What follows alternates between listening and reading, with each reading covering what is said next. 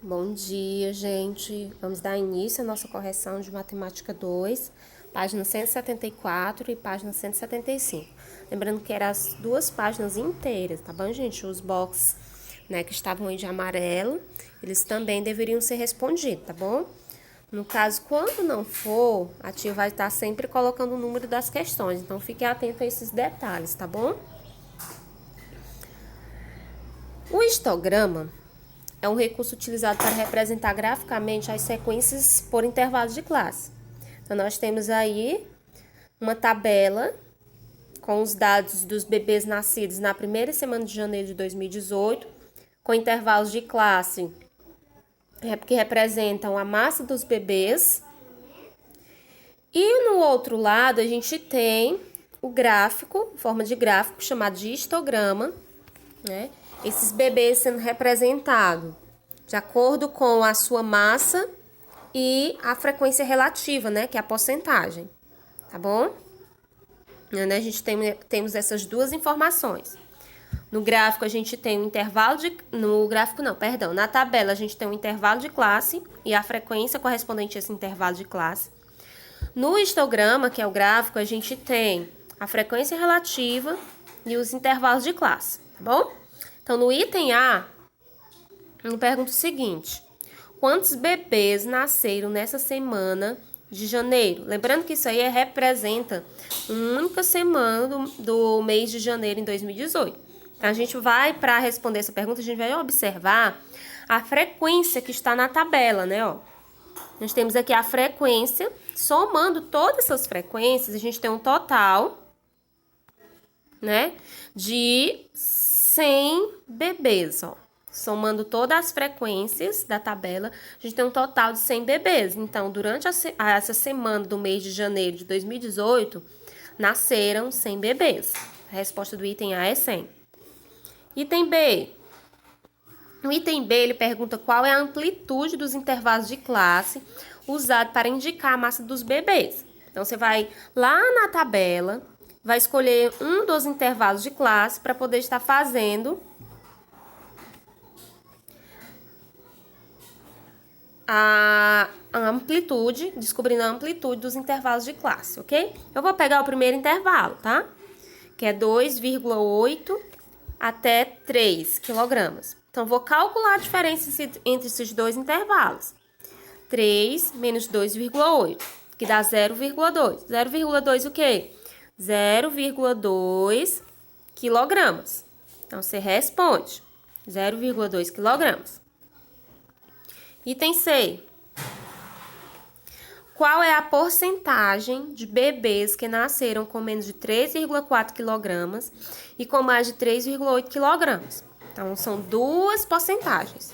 Dos bebês que nasceram com menos de 3,4 e dos bebês que nasceram com mais de 3,8.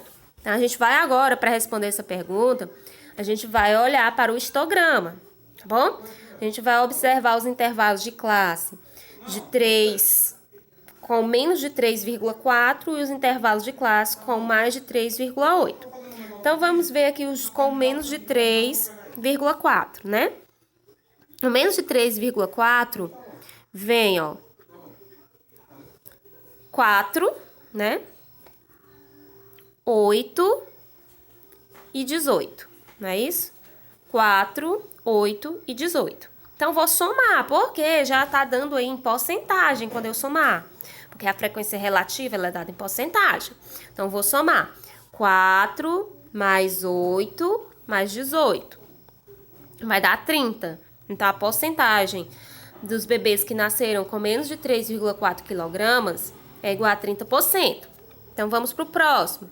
Os bebês que nasceram com mais de 3,8 quilogramas. Então, vamos lá para o histograma, descobrir os bebês com mais de 3,8. Então, os bebês com mais de 3,8 foram esses daqui, né? Ó, 14, 6 e 2%.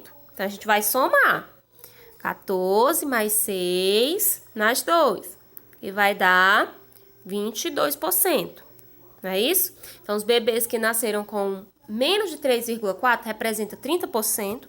E os bebês que nasceram com mais de 3,8, né, representam 22%. Agora, a gente vai para a questão 7. Na questão 7, diz o seguinte: observe ao lado como foi representado em um histograma o tempo de deslocamento dos alunos da escola para casa. Então, nós temos esse histograma aqui que está representando o tempo de deslocamento dos alunos até sua casa. Aí, o item A. Qual é a amplitude dos intervalos de classe desse histograma? Então, vamos lá. No caso aqui, a amplitude do intervalo de classe está sendo representada na horizontal. Observem que eu tenho 0, 10, 20, 30, 40, 50. Então, tá indo de 10 em 10. De 10 em 10 o quê, tia? Minutos, né? O tempo não está em minutos. Então, a amplitude desse intervalo representada é de 10 minutos. Vamos para o item B. No item B, nós temos aqui, a maioria dos alunos levam quanto tempo para se deslocar para a escola, da escola até sua casa? Então, a maioria dos alunos, ó, se a gente observar, está localizada, né, aqui, né, nesses dois intervalos aqui, ó. Nesses dois intervalos aqui, ó. Eita, gente, a seta não tá querendo ir, não. Nesses dois intervalos aqui, que é de 0 até 20 minutos, não é isso? Ó, a maioria está concentrada aqui, ó. Não é isso? Então, entre 10 e 20 minutos. Essa é a resposta do item B. Vamos agora para o item C. Item C. No item C, ele diz o seguinte: supondo que nessa escola estudam 500 alunos. Quantos levam? Primeiro pontinho. Até 10 minutos para chegar à escola. Então, vamos lá. O intervalo que representa 10 minutos é esse bem aqui, né, ó.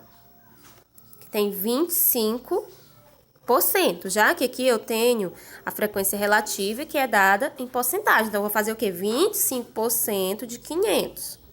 A tia fez uma continha aqui separada, ó. Então, vai ficar o quê, ó? 25%, então é a mesma coisa que 25 sobre 100 de 500, que é vezes 500. Então, 25 vezes 500 dá 12.500, dividido por 100, porque aqui embaixo é como se tivesse um 1zinho, né, ó. Aí 100 vezes 1, próprio 100. A gente cancela os dois zeros aqui de cima com os dois zeros aqui de baixo, então fica 125 dividido por 1, que é igual a 125. Então, dá 125 alunos. No terceiro pontinho, né? Deixa eu voltar aqui. No terceiro pontinho, ele fala dos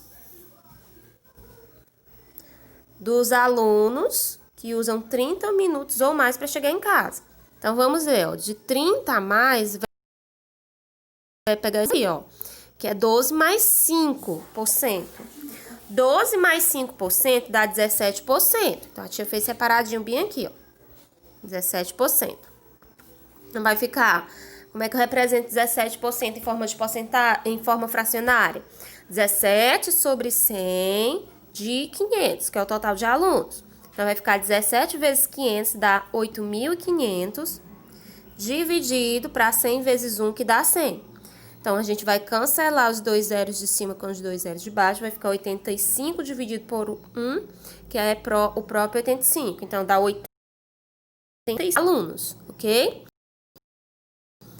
No primeiro pontinho dá 125 e no segundo pontinho dá 85 alunos. Não esqueçam de estar fazendo essas continhas aqui. Dá pausa aí no vídeo, se você não fez, e faz, tá bom?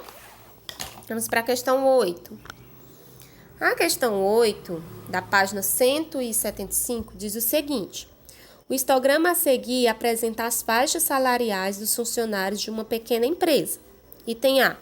De acordo com as informações do histograma, qual é a faixa salarial da maioria dos funcionários dessa empresa? Então, vamos ver aqui, ó.